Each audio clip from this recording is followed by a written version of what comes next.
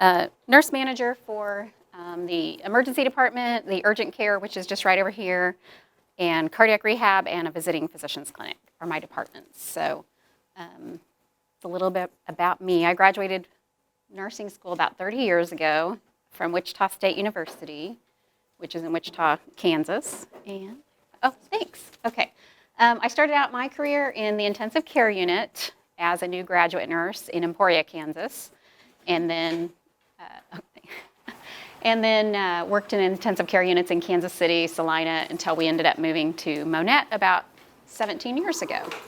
Like I said, the last 10 years I've been in the emergency department at Cox Monette and just started nurse manager position this year. So, go ahead. Oh, I don't have my clicker yet.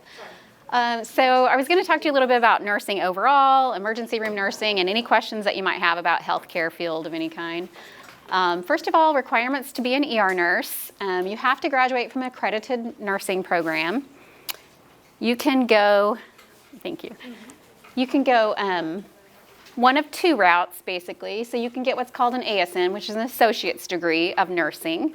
And that's from a 2-year program, generally. So like Crowder, Neosho has a nursing program. Crowder Cassville has a nursing program. OTC in Springfield has a nursing ASN program. Cox has an associate's degree program. Or you can do a Bachelor of Science of Nursing, which is the 4-year traditional degree. Missouri State, Cox College, Southwest Baptist University, Missouri Southern in Joplin has a program as well. So you can't tell one from the other. If you're working alongside a nurse, you don't know if there's really no difference. You can all perform the same duties. It's just the title. You do get paid a little bit more if you have your bachelor's degree, so at most institutions. There used to be something called a diploma nurse that you could get in just about 18 months, but they've pretty much done away with all of those programs. So a lot of people choose the ASN route. So like if you go to Crowder and you can get your degree, they start working as a nurse, you get paid pretty much the same as a bachelor's degree, but then you can work full time and get paid while you're working to bridge over to your bachelor's degree. So there's a number of nurses that go that route. And then the hospital also usually will pay you tuition reimbursement. So like Cox College, if you go there, they'll usually give you about, I think it's $10,000 tuition reimbursement towards your degree. So a lot of people will utilize that. Qualities of an ER nurse. Each specific field that you go into has different qualities that kind of make a better nurse in that area. So for the ER, of course, it's really requires a lot of quick thinking and decision making. You never know what's walking in through the door, so we just kind of have to be ready for whatever presents. Even in Monette, a small hospital, you would think that we wouldn't get a lot of major trauma and stuff, but you'd be surprised what people pull up in the truck, loaded up in the back end. I was telling him earlier, we had a person that brought in their son, put him in the truck bed. He'd been run over with a tractor and just drove him up in the truck. We've had mothers delivering babies that pull up under there with the baby in their lap. So you just never know. You just have to be ready for whatever. Multitasking. You have to be a good multitasker because you may have a patient in one room that's might be coding. You might have a patient in the other room that has a low blood sugar, high blood sugar. So you've got all these things going on at once. So you really have to be okay with multiple things going on at once that are severe. We talked about being adaptable to whatever walks in the door. We are not able to turn anyone away in the emergency department without a medical screening exam. It's a law, EMTALA law, that oversees emergency departments. So if you take any Medicare, Medicaid money from the government, then you have to meet EMTALA. And that says that if you present to the emergency department, we will make sure that you are medically stable before we will ask you anything about insurance or anything. So you'll notice when you go to the ER, they don't ask you for any insurance information or anything until the doctor has seen you and made sure that you are medically stable. So, fast-paced environment. It can, especially at Monette, it can go from no patients to a full ER in just a matter of minutes. So you really have to be able to withstand all those peaks and valleys. Working at Cox South, I've been an ER nurse at Cox South, and it's just crazy the whole time. So you can't let your emotions for patients or the situation affect your mindset. You have to be able to care for, no matter against your beliefs, you still have to be able to take care of that patient. A lot of people right now have different beliefs on certain subjects, COVID, vaccinated, not vaccinated. It doesn't matter. If you come in, we're going to treat you the same, whether you're vaccinated, you're not vaccinated. We don't care about those situations. We just want to take care of you with whatever you're presenting for. So you have to really let some of that go. And lifelong learning with any kind of nursing is essential. Medications change every year.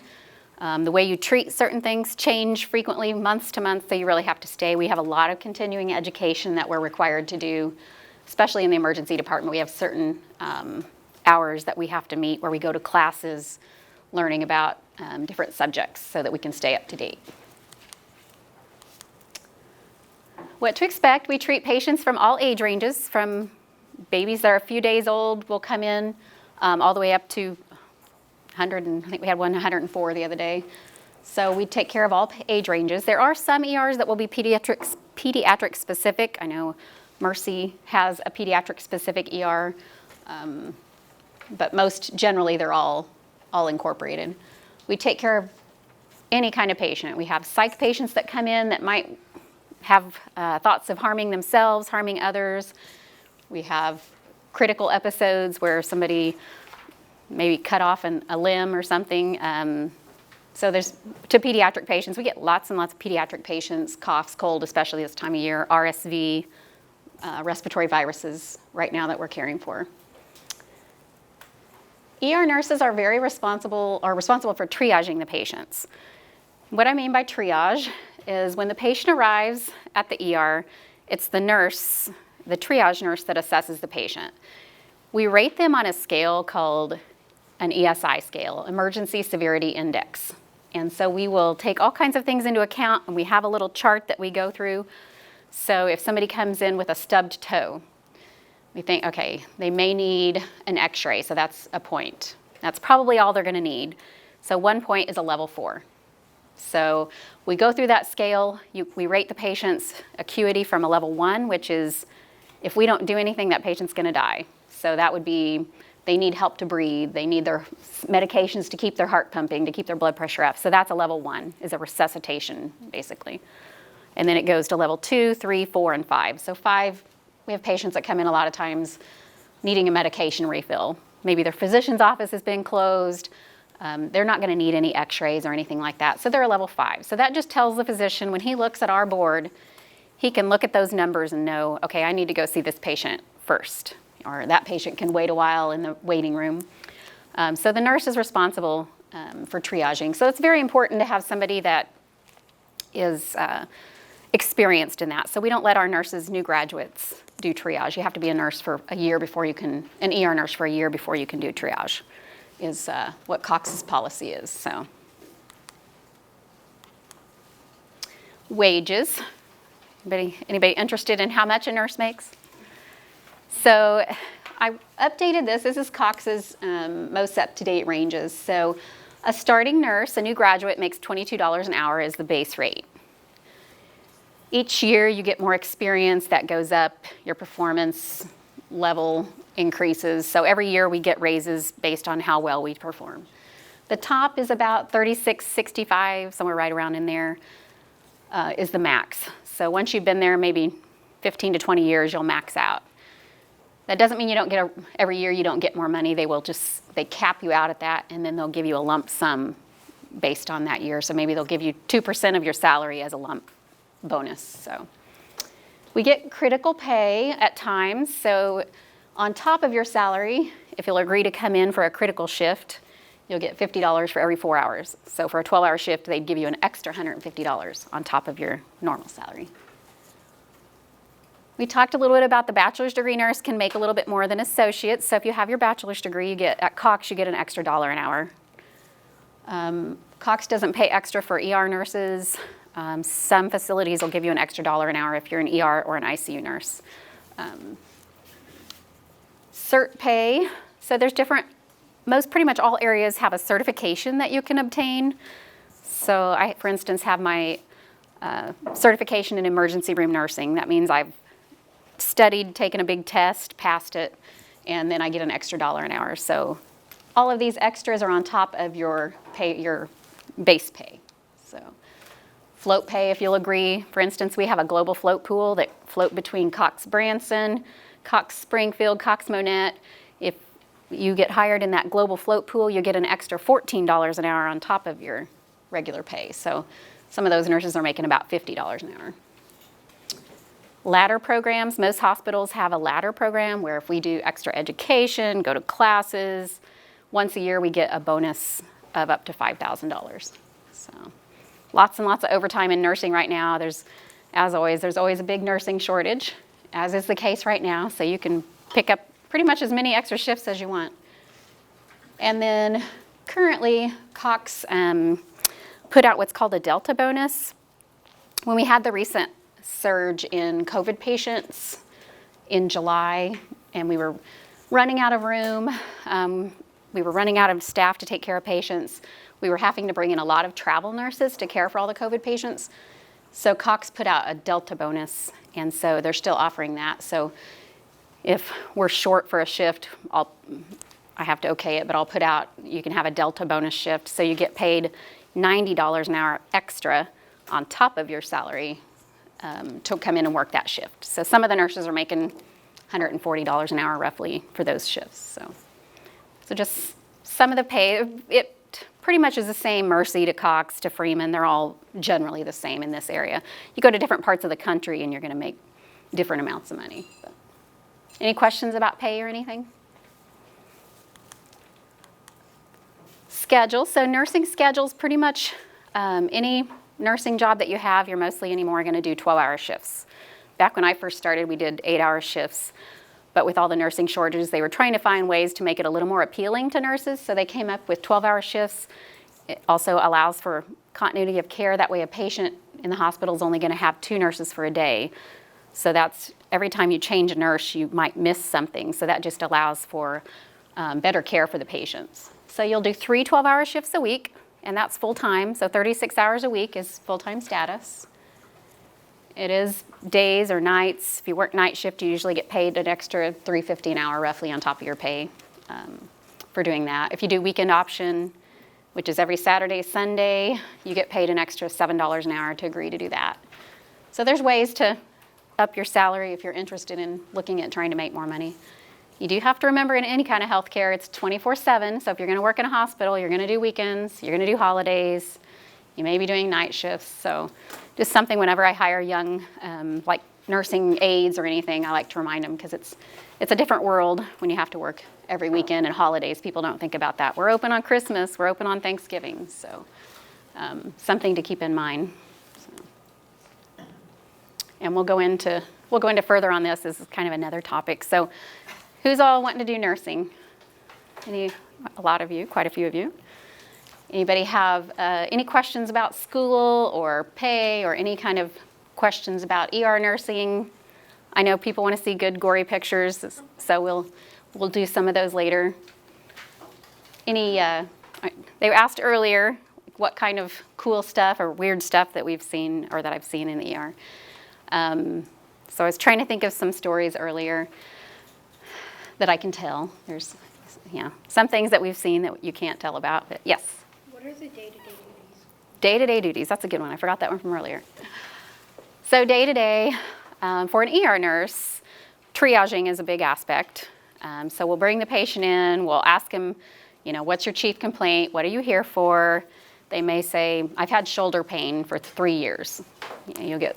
So we have to get out, okay, so what is different today? What brings you in today? As we're trying to figure out what level to give them, what kind of emergency we're looking at. We'll go through a list of questions, what their health history is, we'll get their vital signs. In the ER, we try to check vital signs every 30 minutes to an hour. If the patient's sicker, we'll do it more frequently. We ask what medications they were on, we get a health history, health medication history. Get the patient back to a room. We usually do direct bedding, so if we have a room open, that just means we'll take you straight from the waiting room to a bed right away, so that the physician, because the quicker we get the physician to you, the quicker, if there is an emergency, that the physician can start putting in orders. So in the ER, that's basically what our responsibility is. Any orders that the physician might order, IVs, EKG, we're responsible for all of that. IV medications. Whatever he puts in for an order, we'll execute those. We do have a nurse aide usually as well, and they'll help like dress wounds, put splints on, assist the doctor with different procedures. So if EMS brings in any kind of emergent patient that might need resuscitation, we all go in there as a team. So usually we have, in our ER, we have 2 nurses on all the time. So 6 to 6 in the morning, 6 to 6 in the evening, there's 2 nurses. Pretty much every ER has a peak time where most of your patients come in. So from 10 in the morning until 10 in the evening is where the majority of our patients come in. So from those times, we have a mid-shift nurse come in. So we have a nurse that comes at 10 in the morning and she stays till 10 in the evening. So if we have a bad patient come in, we'll have all of the staff in there, all hands on board. The physician, all 3 nurses, a nurse aide, and everybody's working together. It's very much a collaborative effort. The physician will take, if we think of something that he hasn't thought of, we'll yell things out, and we all just work together. It's very important that we all have good communication skills, and that you don't get offended if the physicians now are much different than 30 years ago. 30 years ago when I started, nurses, I had charts thrown at me, I've had instruments thrown at me, I've been yelled at up one side and down the other. That's just not tolerated anymore. The physicians are very open and receptive to ideas that we might have thought of that they didn't. So we all work side by side. Any other questions? I do. Yes. What skills are needed for this occupation? So skills needed, it depends on, there's any area that you go to, there's different skills that are good. To be an ER nurse, you really have to be able to stand on your own 2 feet. You have to be able to think independently, critically think. Good math skills are important. We do a lot of medication administration where you have to figure out how much medication to give. So algebra actually is used, which surprisingly. It just depends on what area you're going to go to. Any area you have to have those skills. But to be able to quickly think on your feet is needed in the ER, ICUs, things like that. So, because like I say, it's much different than working on a med-surg floor. Your day is much more, I'm sure they would disagree, much more routine. You have morning meds, you have bath time, you have vitals, you have all this. The ER, you just don't know. You don't know what's going to roll up through the door, and there's some pretty crazy stuff that rolls up. We've had a lady that the husband got her in the car after she was starting a fire outside in their tub that they had, burning some trash, and there happened to be an aerosolized can in the trash, and it blew up and exploded. And whatever was in the trash, there was something in their glass or something in it, about cut her arm off right up in here. And he throws her in the car instead of calling 911, pulls up to the ambulance bay, and there's a lot of arteries in here, so she's just got blood gushing out, and you open up the car door and just blood everywhere, and blood trailing into the ER, and just anything like that rolls up. I've had somebody roll up that had been gored by a pig. I don't even know, the tusks on the pig. Had somebody lots of people with fishing hooks through their hands. We get a lot of that coming in from the Table Rock. We had a boating accident the other day where 2 boats ran into each other. Lots of babies. A lot of people deliver babies in a car. Usually a few times a year we get somebody that rolled up. I was telling them the other day we had a patient that rolled up who the father was driving, the mother was in the seat, and she just delivered in the car, and her 2 other kids are sitting in the back seat. They are wide-eyed, like, what just happened in the car? So they will forever be scarred, I'm sure. So, any other questions? Anybody else? I guess we're a much quieter group, I guess, after lunch. All right, so the other thing I was going to talk to you about, I last year had the opportunity to go to New York City and to Texas on COVID assignments. So I have a sister-in-law who worked for a staffing agency. They normally do hurricanes and that kind of staffing, and they'll send out different kinds of staff, not just nurses, but whatever's needed in an emergency. So last year when COVID hit New York City, when it all kind of started last March, and it just blew up all of a sudden in New York City, and everything got shut down, your schools, when you guys all got sent home. And so she messaged me and she's like, hey, are you interested in going to New York City as a travel nurse? We need somebody. It's a 21-day assignment. And I was like, oh, sure. At the time, our ER was really slow. We normally see about 50 to 60 patients in a 24-hour period is what we normally see. Back then, in that March and April a year ago, we were only seeing about 10 patients a day because everybody was scared. Nobody wanted to come into the hospital. And so we were trying to send some people home anyway. So I said, talk to my boss. I'm like, hey, what if I go to New York? Will you be all right with that? So Cox said, sure, go ahead. So we had to be on a plane within 24 hours, and 4 other my coworkers went with me from Cox South in Springfield. So we get on the plane and we fly to New York City, not knowing what was going on. We didn't know much about COVID then. We had no idea how to take care of COVID patients because we hadn't had any Monette yet when I went on this COVID assignment. So we get to New York City, and first of all, we were the only people on the plane from Springfield to New York. There was 5 of us on this plane, and we were all nurses. It was just a very unreal episode. I've never experienced, a plane where you're all to yourself. So we get to New York City, to the airport. Has anybody ever flown into New York City? Been in the airports there? It's crazy. Busy, busy, busy, insane airport. But there was nobody at the airport when we got there, except for a few other nurses that were flying in. And we stayed downtown in Times Square, which Times Square also is very crazy if you've ever been there. Just people everywhere. It's packed, it's crowded, but there was nobody in Times Square. It was empty. We had 5 different hotels that nurses were staying in that they had brought in from across the country because the hospitals in New York couldn't handle the amount of patients that they had coming in.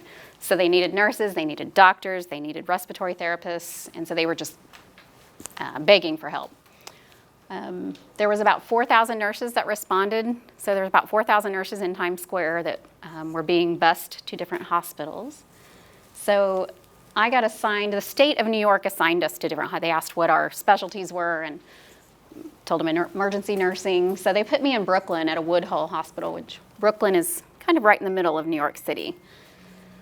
So they would put us in a bus every morning. There'd be about 20 Greyhound buses waiting out front of the hotel, and in the morning you just find your bus that had your name on it. You'd get on there, and we drove about 30 minutes from the hotel to get to our assignments.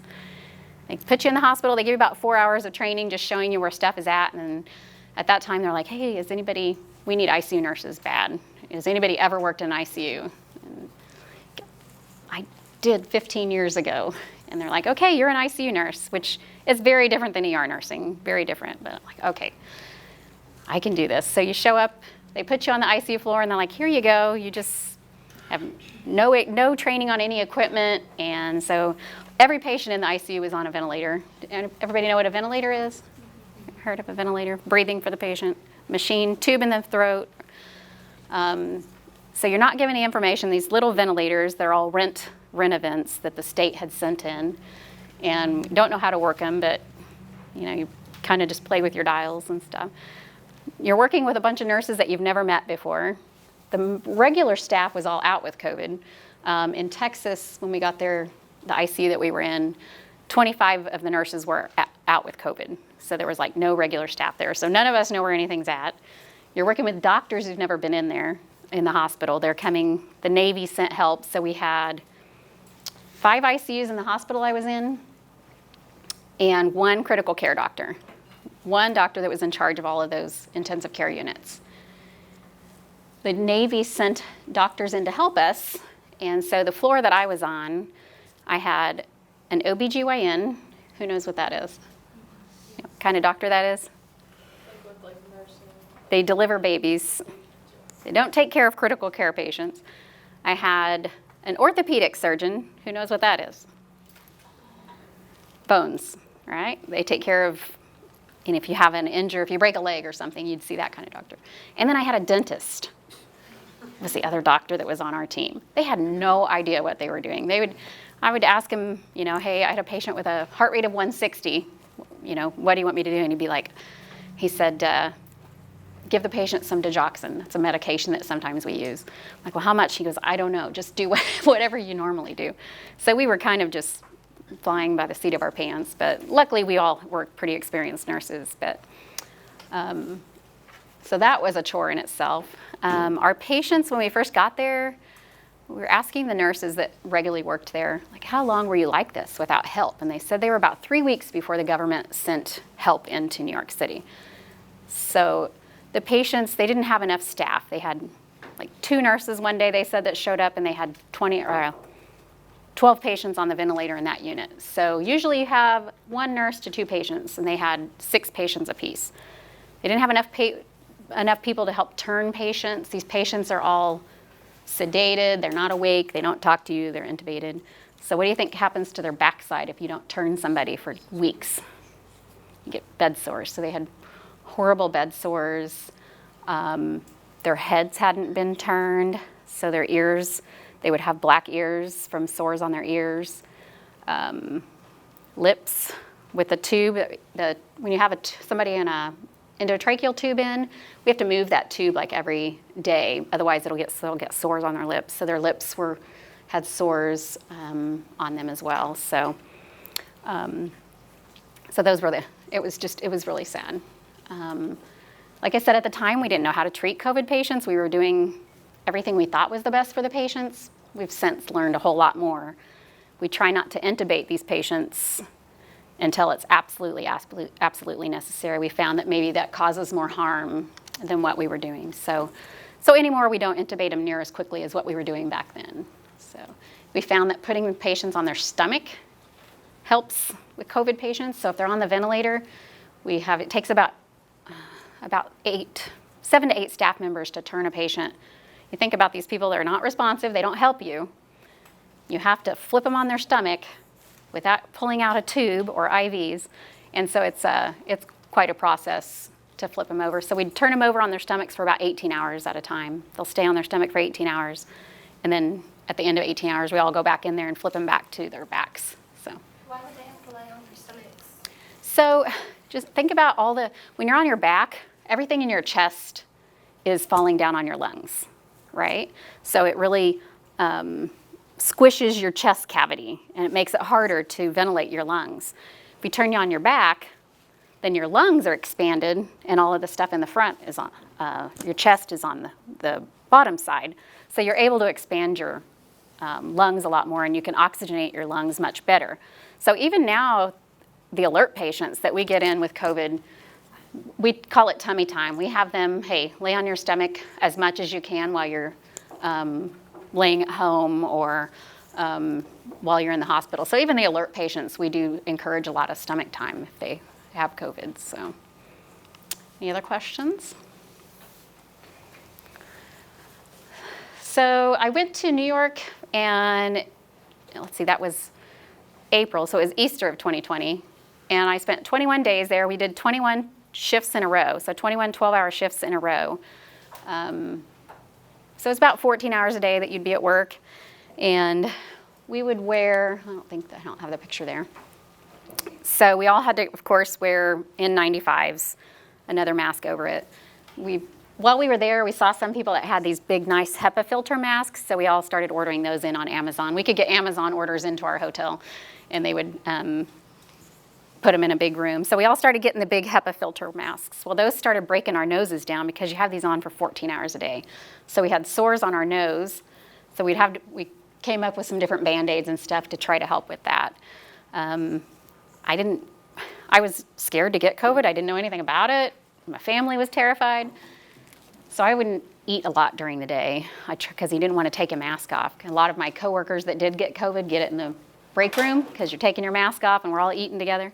So I tried not to. So knock on wood, I still haven't gotten it. But we did end up wearing, I'll show you like a picture of the big HEPA filters we would wear. So this is beforehand when I was getting ready to go. My cat didn't want me to leave. So I was trying to pack up, and then my dog's in the background too. So They were nervous. Everybody was nervous. My mother, I called her. She was like, "You can't go. You may not come back." And so it was just really scary because at the time, like I said, nobody knew anything about it. So I told you, Times Square. I was telling you how there was nobody down there. It's just the weirdest feeling. If you ever have the chance to go to Times Square, it's really cool. There's just people everywhere. There's bright lights and banners everywhere. And at the time we went, it was just a pretty surreal feeling because everything, all of the signs had, thank you healthcare workers, we appreciate you. We had fire trucks and all the firemen outside our hotels that would come in the morning and at night with signs and cheering, and so it was just a really neat feeling. When we got back to the hotels at night, we were considered dirty because we still had our scrubs on, and so the hotels had a lane, the dirty lane, that we had to get off the bus, walk straight down the dirty lane, and get straight to the elevator, and you had to go straight to your room to change, shower and change. So they wouldn't let you wander anywhere until you had showered. I didn't know what kind of food we were going to have there. You didn't know if the restaurants were going to be open. So I packed like soup and I packed a little stove that I could make stuff in my hotel room. But thank goodness Uber Eats and DoorDash were alive and well. So we spent lots and lots of money on eating out. So we kept them busy. Uber was still running, which was interesting, but they would come pick us up, and the Uber drivers had taken shower curtains and hung them, the plastic shower curtains, in between us and them so that they wouldn't get exposed. So that's my snack. I was worried that I wouldn't have enough food, so I packed all kinds of snacks. And there's my family. I just tried to take stuff because it was exhausting. It was terrifying being away from your family. So when we got into our rooms, we had to have a little decontamination zone. So when you came in, you would stand on the trash bag, take off all of your scrubs, put them in a dirty trash bag. We had Virex that killed viruses that you'd spray off your shoes, and then you had to go directly into the shower. So everybody had a little decontamination area in the room. So the hotel housekeeping, of course, they were terrified. They didn't want to clean our rooms because they knew we'd all been with COVID patients the entire day. So they went on strike while we were there. And so for about 2 weeks, we didn't have any housekeeping to clean our rooms or anything, which I don't have housekeeping at home either, I guess. But so then once they came back, they offered them a little more money. And I would try to go find them down the hallways and give them extra money and stuff they were really sweet. So I knew that they were scared to death. So we tried to I'd give them like our last day, all the snacks that I had left. I went down and found housekeeping and gave them to them. And they were very thankful. So we didn't have anywhere to clean our dishes, so mine dried on the toilet. So. That's just the empty streets. There was nobody out and about. Oh, so the restaurants were still open, but you had to order from outside, and then they all had circles that you had to stay in, and you couldn't, so that you couldn't get around other people. I didn't have any laundry at first, so we had to wash our clothes just in the bathtub there, and then you'd try and hang them up and get them to dry. So, and then they asked you, like I said, when you got there, they asked you what you wanted to do, and I asked to be in housekeeping, but they wouldn't let me. So, this is the mask I was telling you about I've lost mine. I don't know where it went, but it was just a big, heavy mask that you'd keep on your face the whole day with some special HEPA filters that would just help protect you. And then, so usually what we did is we wore N95s with a mask over it and a full face shield. And then you would have gowns that you had to go in and out of the patient's rooms with. So, sorry, getting work calls.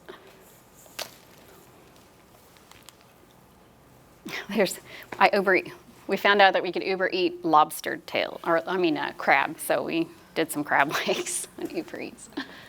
So like I said, there was just nurses you just became really close to them because you're constantly working together. The first day that we were there on orientation, so y'all know what a code blue is? You guys have heard code blue? So somebody's heart stopped, somebody's not breathing anymore. So the first day we were there we were getting orientation for about 4 hours, and there was 15 code blues, which is, I've been a nurse for 30 years, and usually like maybe we'll have a code every 2 weeks or so. So 15 in 4 hours was a little nerve wracking. Didn't know what we were going into, and it was. We got to the floor, and it was just, you'd take the code cart from one room to the next, to the next, to the next. So it was sad. It was a really mentally exhausting situation to be in. When I was in Texas in the ICU, our morgues were full. Y'all know what a morgue is? Yeah. So my last shift there, I did 14 days in Texas. My very last shift there, a hurricane hit. They wouldn't let us, so it woke us up in the middle of the night. The hotel is moving. You could feel the hotel swaying. But we got on the bus at 6:30 in the morning in the middle of the rainstorm. They take us to the hospital. They won't let us leave because it starts flooding. So we're there for 24 hours on the shift. There's no nurse to relieve us, so we have to stay there and take care of him.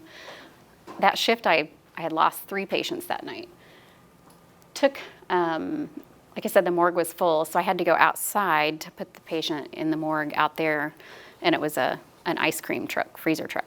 So we had to bring in extra trucks for morgues, and it was really sad. So, and once the freezer trucks, once they use them for morgues, they don't use them anymore for anything else. So don't feel like you're getting an ice cream truck that maybe used to be down there. So that's all the pictures I have of those. So any questions about anything else? Anybody have, what kind of healthcare, what kind of nursing are you wanting to do? Anybody wanting to be an ER nurse? All right. Any other baby? A lot of people always want to be baby nurses. Some baby mamas. They have really intense programs now. So if you decide you want to do, when you get out of school, if you want to go be an ER nurse, Cox and most other hospitals have residency programs.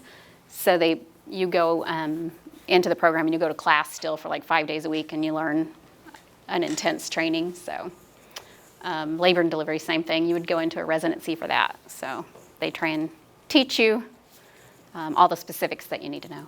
So, yes? Would you ever want to travel again? Yes, I would love to. I get texts still from my sister-in-law, just even, I got 2 messages this week. One was to go back to Texas, and one was to go back to New York, which I hadn't seen New York needed in a while, but in the position I'm in right now, I can't really leave Cox. And plus, back then, we just weren't busy. You know, we hadn't had COVID hit. Well, now we're much busier now than we were then, so I couldn't leave my coworkers for a few weeks now. So there's too much need here. Especially, we peaked, late July, early August. Springfield, Southwest Missouri was, I'm sure, we were kind of a hot spot. We were a hot spot of the country. And it's kind of come back down now. We're doing much better. But in Monette, we can keep about 6 COVID patients in Monette. And we have about 6 isolation rooms that we can keep here. Cox South, they can keep about 50 ICU COVID patients. They have a big open warehouse. It's just a big open room where they can take COVID patients. So right now, because our numbers are back down, we just try to send them all to Springfield. But we do have some here. So. Good question. Any other questions? Nothing. All right. Do you have you want to show pictures? Yes. I tried to find some gory pictures, which I didn't think of it in time, so I don't have tons of them. But Air Care. So Cox Air Care is the helicopter service that we use. They're based out of Springfield, and they'll fly down and get our patients a number of times a week, so we're close to them. But they always have some good gory pictures. So I messaged her a little bit ago. I know I was gone for a little bit, but last year you had talked about like how you tried not to go in the patient's room very often. Yes. COVID. Yes. You had talked about a few of the specific. Yes. Kind of. One older lady. So back then, we go in the rooms now a lot. Well, we try to cohort our care. So you don't want to go into a COVID room and get exposed as much as, we try to keep from it as much as possible. Try to give all the meds that we can at one time while we turn the patient, while you bathe the patient. So you try to not go in for long periods of time. In New York and Texas, you tried to stay outside the room. So we would take our IV lines and you'd run them for about 6 to 8 feet to have it outside the door so that you didn't have to go in and out. Because you have these patients on the ventilator, so if they pop off, it's just spewing into the air and stuff. So we try to stay and not get exposed as much as possible. So we had you deal with a lot of angry family members. You know, the patients are at home, they call 911, the family does because they can't breathe, but they're still talking to them and they're still awake and alert. Then they get to the hospital, family can't come visit them because they have COVID. We still don't allow visitors with COVID patients. And then they take a turn for the worse and they deteriorate and we have to put them on a ventilator. Well, you'd call the families and they're upset. They're like, the patient, they were talking to us, our family member was talking to us, you can't, you're not telling the truth. You'd get yelled at over the phone, you're lying to us. And so it was really hard to try and convince them, we're doing everything we can to try and save these patients. But it was tough when you last saw somebody talking and then you haven't been able to see them through the process. So we got to where we would use iPads and we FaceTimed with families a lot so that they could see their loved ones and say goodbye or whatever was needed. So anything else you can think of? That was all I had remembered. They asked about the pay. We did get paid to go travel, and we got money for the hotel and stuff. So these are docudramas that Air Care has been a part of. So these are not real pictures. They're all staged, but because Air Care will go out, and you guys have probably had some docudramas at your schools, possibly. But just different ideas of patients. We do get patients like this in. We're not at Monette. We're not a level 1 trauma center. So if EMS would get a patient like this, they would take them to a level 1 trauma center. That's the highest level of trauma care that you could get. They have a trauma surgeon on call or on the premises at the time, and so they'll go straight to Cox South. But we would get, like I say, some people will just, driving by, they'll throw that person in the car and bring them into Monette, and we have to stabilize them before we transfer them on. So, but I don't know, this is a penetrating wound. We get a lot of penetrating wounds, like I said, fish hooks. I've seen pencils. What are there some good ones? Glass, a lot of penetrating glass. Yes, nose. Oh, we get kids stick stuff everywhere. We get kids that always have something in their ear, something up their nose. Some older people stick things in their ears and their noses. Probably the coolest thing that I've ever seen is I was working at Cox South in the ER, and we had a gunshot wound. It was an accidental. He was cleaning his gun. A lot of the gunshot wounds that we got were cleaning the gun. So always be careful if you're cleaning your gun. Apparently it's very dangerous. But he was leaning over it to clean it, and it shot him in the abdomen. So EMS brings him in. We get him in the trauma room. When you have a trauma like that, there's tons of people in the room. Tons of nurses, trauma surgeon, regular ER doctor, X-ray, radiology, respiratory therapy. So this guy, we couldn't get him back. So the trauma surgeon decides to open his chest. So they opened the chest at that time, and we gave him epinephrine, which we used to stimulate the heart, and he shot it directly into the heart. And the heart started beeping. So that was kind of cool. That was the first time I'd ever seen that. But I've had to hold a heart before in surgery. When I worked in surgery, the surgeon's like, "Hey, can you hold the heart back for a second?" I'm like, oh. Like, that's a really, yeah, don't fall. Let's see, you can go.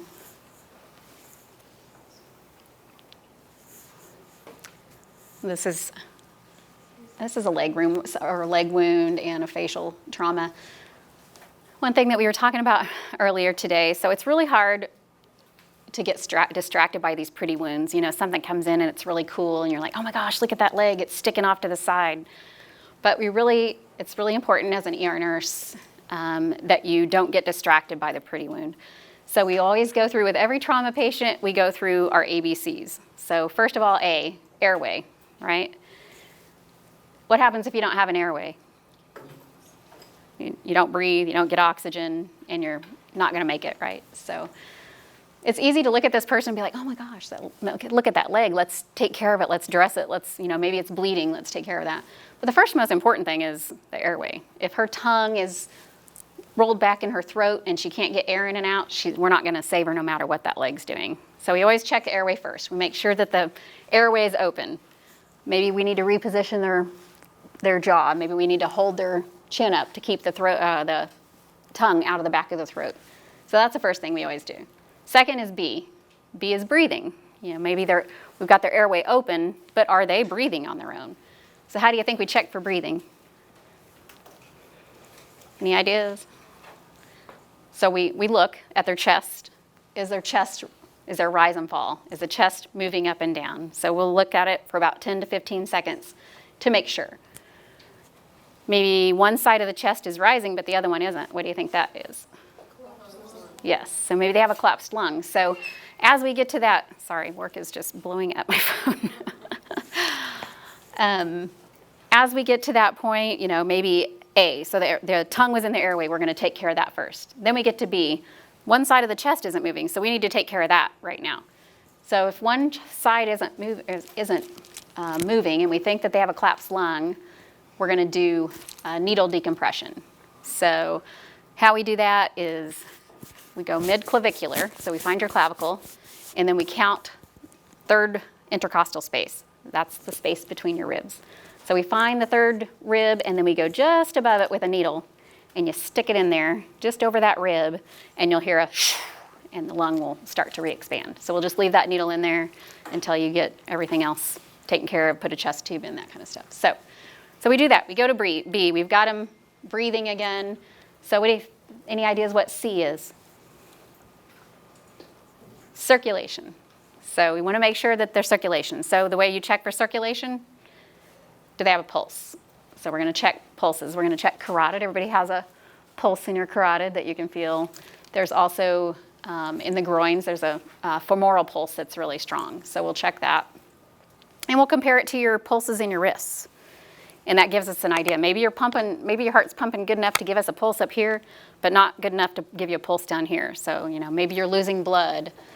We'll start an IV, give fluids at that time to try and get more volume to circulate, okay? So we get down to C. We get to D. D is any disabilities. So that's where, sorry, that's my ER doctor. D, disability. So that's where we're going to look at all the extremities. Do they have a leg sticking out this way that maybe is bleeding, that we need to get a tourniquet on to stop the bleeding? Any other wounds that we can see that might be bleeding? E is exposed. So at E, we're going to take off all the clothes and look, see if there's anything else that we're missing. Any wounds that maybe were under a shirt that we didn't know about. Maybe they were in the car accident and had went up against the dashboard and we see a bunch of bruising, flank bruising that might be internal bleeding. So at this point, we might do what's called a fast exam. We have a machine that we can do that does an ultrasound at the bedside, and we can look and see if we see a bunch of blood in the abdomen or something that might need to go to surgery right away. So F, when we get to F, that's vital signs. We do a full set of vital signs. That's what the F is for. So we'll check your vitals, make sure their blood pressure is stable. Do we need to give blood? We give a lot of blood products for trauma patients, that kind of stuff. So let's see. GH, we do a history. We get these patients, we want to get a temperature. A lot of times patients are cold if they've been out in the elements or something. So sometimes we'll give them a lot of warmed up blood or warmed up fluids. We can put a tube down their nose and put warm fluids into your stomach. That helps warm you up, so we can do that sometimes. Catheter, if you have a Foley catheter that goes into your bladder, we can flush warm water into your bladder, and that warms patients up too. So, gosh. Dr. Carter, she's on a roll. No pictures, but she's on a roll. Let's see, so GH, history, we ask, if there's family, is the patient diabetic?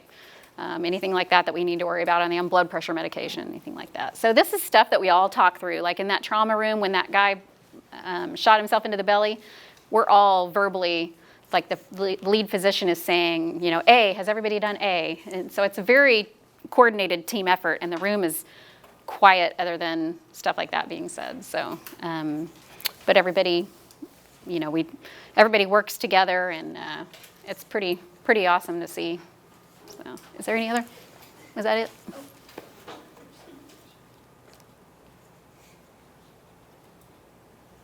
This is another one I was saying. That'd be really easy to look at that. He's got a wound, something penetrating in there. It'd be really easy to be caught up in that and miss if he's breathing or not. So it's just really important on the pretty wounds that we call them to not get distracted. Something like that, would you want to just yank it out? No, why? Yeah, because maybe that is holding, the hole in his carotid artery, keeping it from bursting out in the blood. So maybe that's the one thing that is giving you some stability. So no, we don't just start yanking stuff out. We'll leave them in there until they can get to a controlled environment and surgery and stuff. So and see what they're dealing with. So yeah, so good thing. So yeah, if you come on that, don't just start yanking stuff out of their neck or their chest. So good answer. Anything else? That might. Oh nope. Oh there's another closer one that I don't know if it's supposed to be a bone sticking out or if it's. But whoever does this artwork, isn't that good? Isn't that like real? Like crazy. We used to do this in Monette. The GoCap students or some of the students would, an artist would come in and do some of this, and then we do disaster drills. I haven't done it since COVID started, but we would, still her. And they would help us. We do city countywide disaster drills. So in Monette, we don't get huge bus wrecks where we have 30 patients coming to us at a time. But we have a lot of stuff that could happen. We have a lot of factories here that could explode, and we could have multiple patients come in at once. So we try to do once a year big disaster training.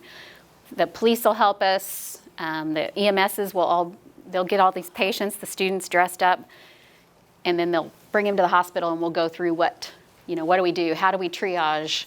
You're red, you're green, you're yellow. What kind of patients? Where we're going to put you? And so we'll do that.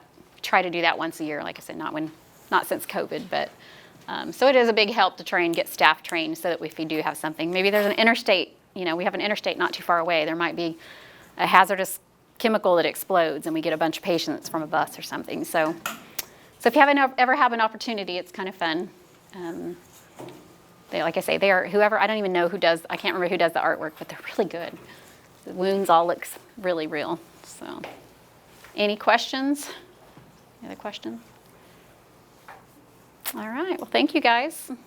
If I get more cool pictures, I'll send them to your teachers, and they can show them to you. I asked a bunch of doctors were supposed to be looking and sending me some. So if I get them, I'll let them know. Thank you. Oh, you're welcome.